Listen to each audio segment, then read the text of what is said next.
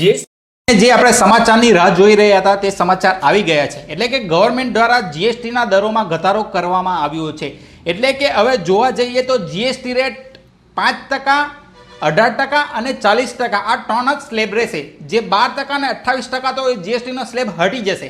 એટલે કે દૂધ, પનીર, રોટલી, પિઝા અને કેન્સરની દવાઓ અને અન્ય રોગોની બીમારીઓની દવાઓ ફ્રી ઓફ જીએસટી એટલે કે ફ્રી ઓફ જીએસટી રહેશે।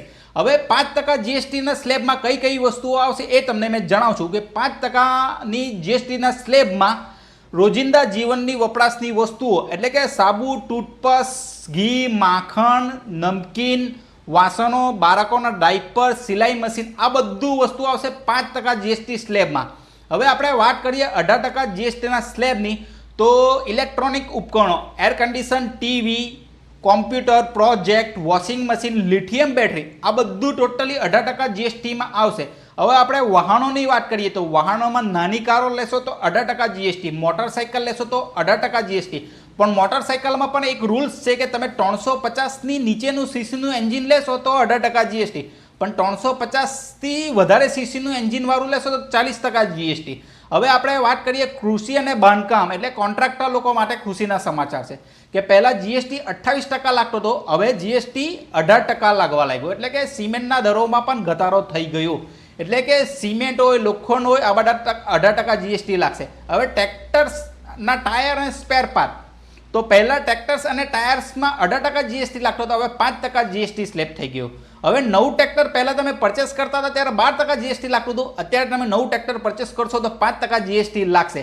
હવે સિલાઈ મશીનરી જો તમે લેશો તો પહેલાં 12% જીએસટી લાગતું, અત્યારે 5% જીએસટી લાગે છે। હવે આપણે એક ગવર્મેન્ટ દ્વારા એક શિક્ષણ માટે એક સારામાં સારું પગલું ભરવામાં આવ્યું છે। એટલે કે શિક્ષણ માટે જે અમુક વસ્તુઓ છે જેમ નકશા, chart, globe, pencil cover, eraser, પુસ્તક અને નોટબુક આ બધા પર 0% જીએસટી।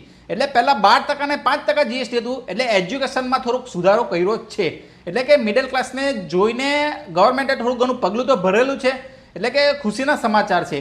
હવે આપણે આરોગ્યની વાત કરીએ તો આરોગ્ય વીમો લેશો, ઇન્સ્યોરન્સ લેશો તો તમારે 0% જીએસટી। હવે થર્મોમીટર, ઓક્સિજન આ બધી એની જે એસેસરીઝ હશે આરોગ્યને લગતી તો તે બધા પર 5% જીએસટી લાગશે।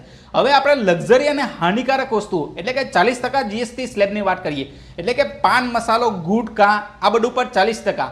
પછી પીણા, ઠંડા પીણાના બધું તમે પીશો જે આરોગ્યને હાનિકારક છે એટલે કે એ બધા પર 40% જીએસટી।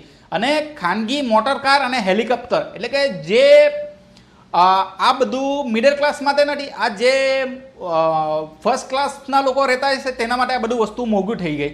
એમ જોવા જાય તો આ ગવર્મેન્ટનો ડિસિઝન સારો છે અને તમને આ બધી વસ્તુનો રેટ ખબર પડી તો તમે આ વિડીયો તમારા ફ્રેન્ડ સર્કલ, ફેમિલી સર્કલને શેર કરો।